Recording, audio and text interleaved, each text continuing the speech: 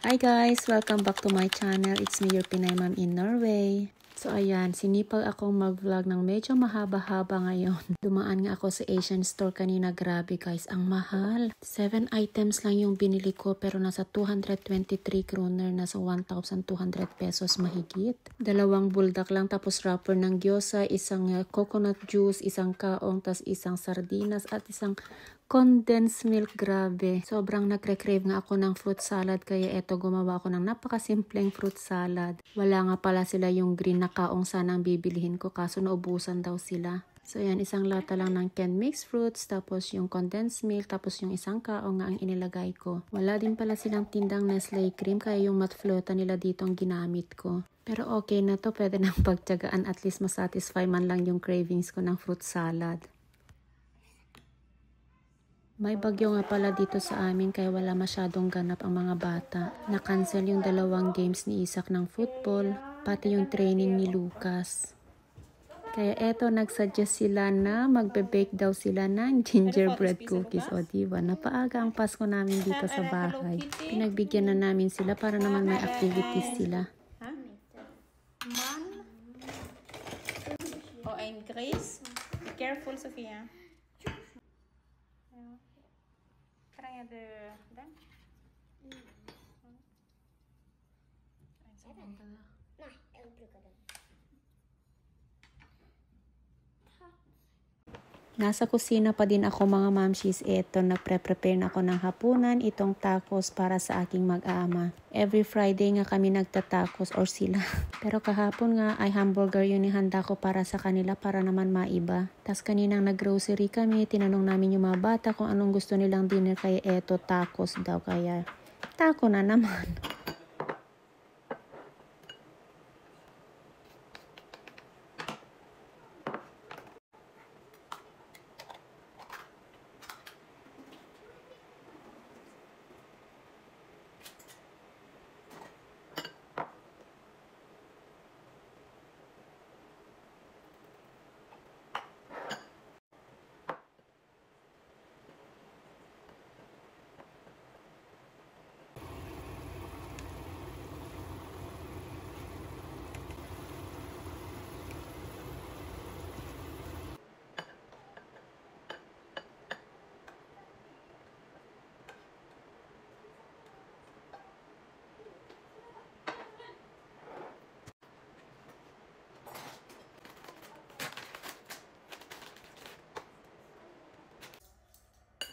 Isak!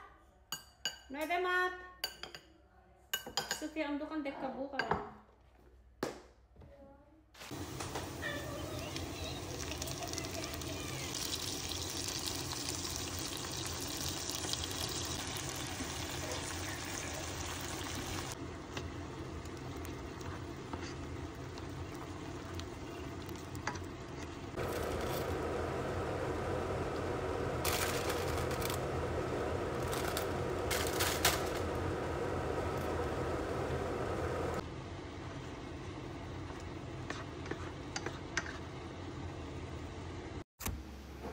Hi guys, ayan, it's 5:05 pa lang ng hapon, nakapadyaman ako. Ang lamig.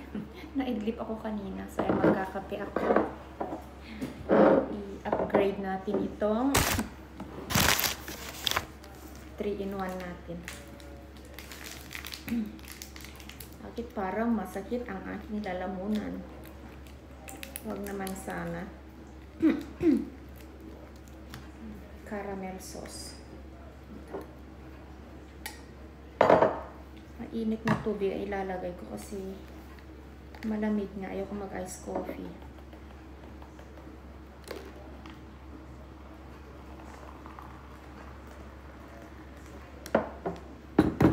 Tapos, lagyan natin ng pumpkin spice.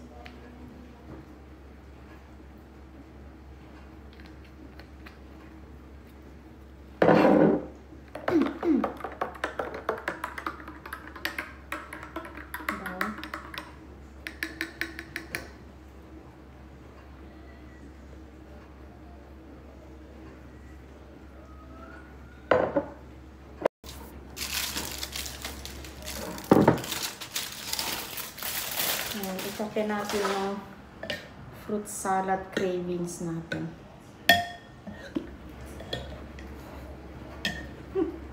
Kulang na kulang yung mga sahog. Ay, nakalimutan kong lagyan ng cheese.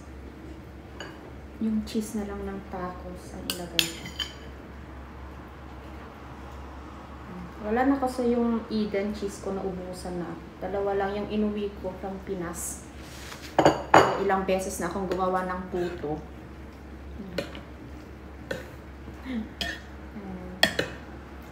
Patsambang fruit salad ito.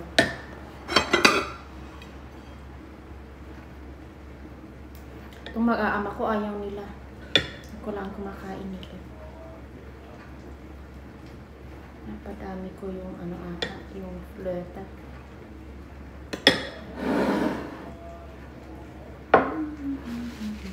Kain tayo.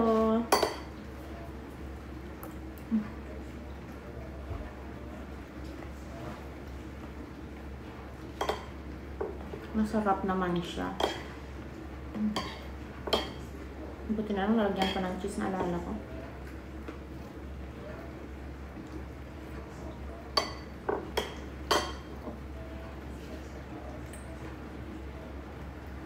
Tumila na yung ulan. Ang lakas-lakas kanina.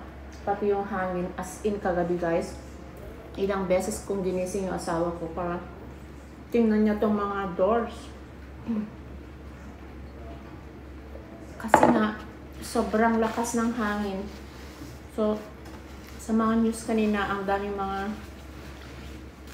tumba, mga kahoy, may malapit dito sa eskwelahan ng mga anak ko, may lumipad din na trampoline. Buti na lang kahapon na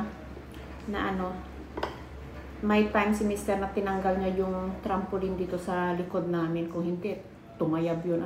Lumipad. Kaya yung mag-ama, yung panganay ko, tapos si asawa ay nasa football field sila. Hindi nakatis yung anak ko, hindi lumabas. Si Lucas naman, inimbitahan siya ng kapitbahay namin. Yung pinaka-close friend niya. Pumunta sila sa parang indoor playground. Wala ka talagang makikitang tao sa labas na yun na naglalakad. Usually maraming naglalakad. Nagja-jogging, ngayon wala. Takot sila sa bagyo, Charis. Medyo masakit yung lalamunan ko, pero sige pa rin sa matamis.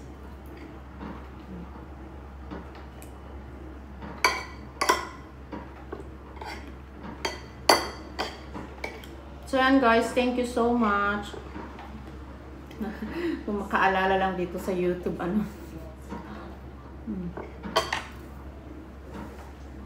Hirap kasi mag-vlog ng mahaba, tapos i-edit mo pa. Tapos paulit-ulit lang naman yung mga ganap ko sa buhay. Kaya minsan nakakatamad din. Baka nga magsawa kayo. Every vlog, mga gawaing bahay, trabaho. So yun, kaya hindi ako nag-vlog ng mahaba. Pero ngayon ay sinipag ako. Parang sa kusina lang naman ako ngayon.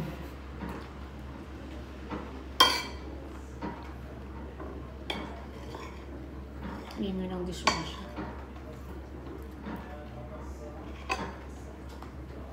Thank you so much. Please don't forget to like, share, and subscribe in my channel, Pinay Mom in Norway.